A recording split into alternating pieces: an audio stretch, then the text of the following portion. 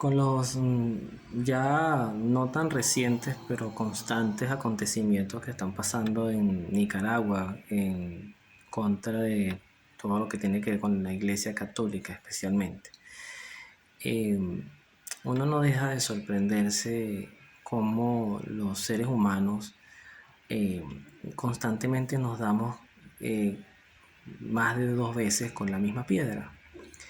A veces es un desconocimiento de la historia, es la propia arrogancia del poder y unas dosis no pequeñas de consejos diabólicos, absurdos además, que llevan a los gobernantes a enfrentarse con fuerzas que además desconocen, que la reducen a lo humano, que la simplifican como si la iglesia fuese un estorbo en un país y, y al final se terminan viendo la historia y darse cuenta que sean creyentes o no, están peleando contra Dios.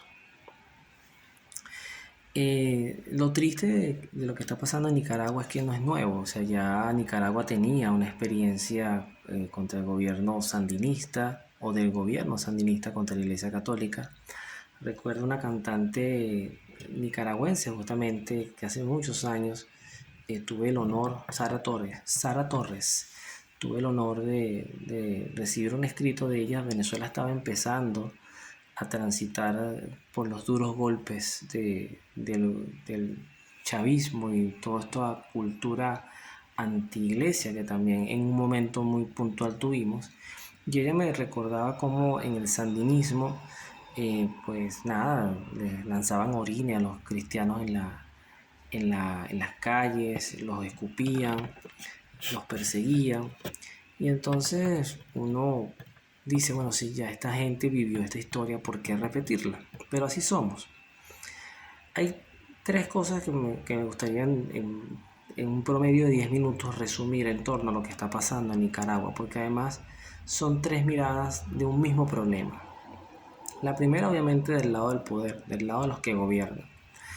Y me recuerda mucho para ese punto dos elementos que aparecen ambos en el libro de los Hechos de los Apóstoles. La primera es cuando arrestaban, está narrado en el capítulo 5 de los Hechos de los Apóstoles, cuando arrestaron nuevamente a los apóstoles. En este caso, si no me equivoco, estaba Pedro por allí de protagonista, y era ya después de Pentecostés, ya después de haber recibido el Espíritu Santo. Y bueno, estaba justamente esa necesidad de callarlos, de que ya habían muerta la cabeza, pues debía morirse todo el cuerpo, y no era lo que ocurría. Estos seguían predicando a Jesucristo como Señor y Salvador, y eso generaba mucha molestia.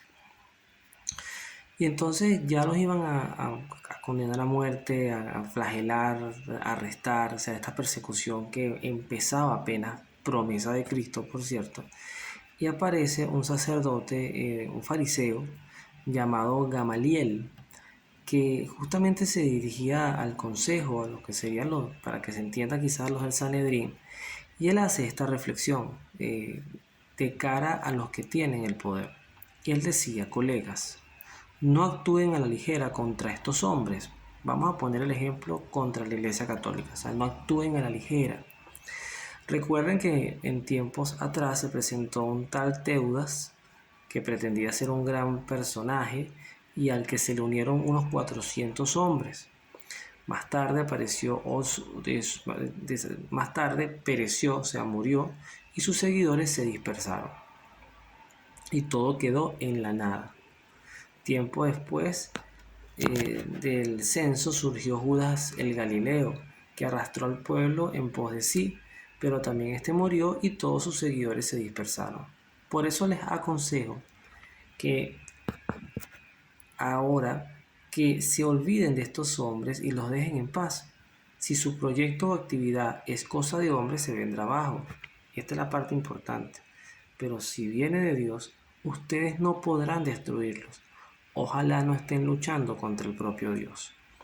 En esa misma línea, en esa misma línea, 4 capítulos más adelante, está el punto donde Saulo de Tarso o Pablo, el nombre romano, va camino a Damasco para regresar metiendo preso a todos los cristianos.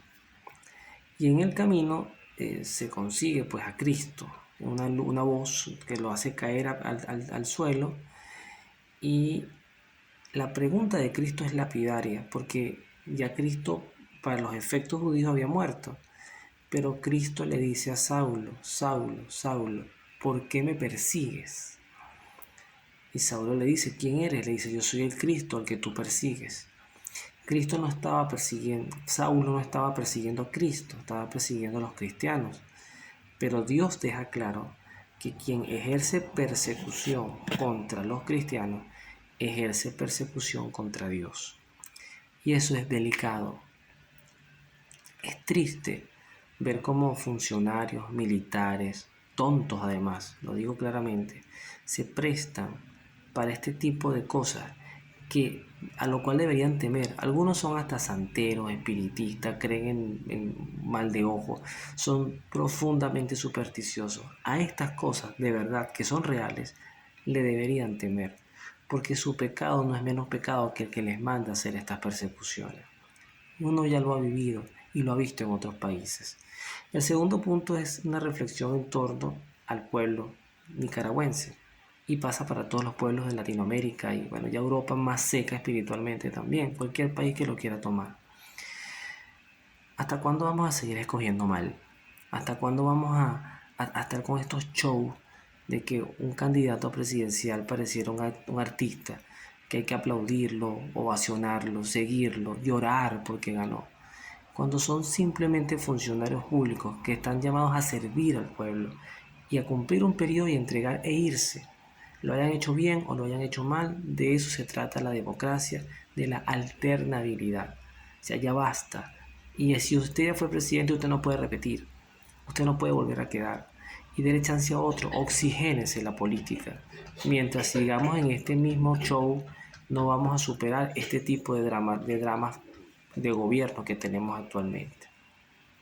El tercer punto, no menos importante, ya es para la compañía de los jesuitas, que mi solidaridad, mi respeto y mi acompañamiento a ellos y a todos, porque no son los únicos que están siendo perseguidos, pero la noticia más reciente fue la expropiación, el robo literalmente de sus propiedades y de donde viven y de su sede y de sus tierras.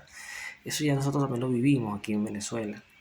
Pero más allá de eso, también tenemos que reflexionar, yo de esto he hablado mucho, mirar lo que le pasó al pueblo de Israel con el destierro, cuando vinieron los asirios, que fue el destierro del norte, y luego los caldeos, que fue el destierro del sur. Y aquí no olvidemos que en esta oportunidad Dios permite ese destierro, esta palabra es clave, porque el pueblo se había alejado de él, o sea, lo dejó a su suerte. Lo cual no quiere decir, no voy a entrar en la diatriba si Dios castiga o no castiga, pero todo lo permite Dios. No hay nada, no se cae un cabello de nuestra cabeza sin que Dios lo sepa. Entonces, cuando hay una expropiación, cuando hay persecuciones, Dios lo sabe. Está dentro de su permisología y tiene un propósito. También tenemos que reflexionar si estas cosas no pasan porque hay algo que nosotros también no estemos haciendo bien. Si no estamos realmente representando a Dios, representando su mensaje, representando a Cristo. No con esto justifico ningún tipo de delito, pero sí ante la mirada de Dios. Dios lo ve, lo permite, tiene un propósito. Y eso también hay que sacarle punta. De hecho, donde a veces florecen los mayores santos en la historia cristiana, es donde también florecen las mayores persecuciones, las mayores torturas y al final los mártires. Lo cual quiere decir, como le dirá Dios a Pablo, que en la debilidad es donde aparece la fortaleza de Dios. Ánimo, ánimo, y ojalá en algún punto del camino nosotros podamos dejar de tener gobiernos tan absurdos que en vez de ocuparse de hacer que las cosas funcionen, lo que hacen es destruir lo que someramente funciona. Porque la iglesia no es enemiga de nadie. El que es enemigo de la verdad siempre será enemigo de la iglesia. Que Dios los bendiga. Nos vemos en la oración.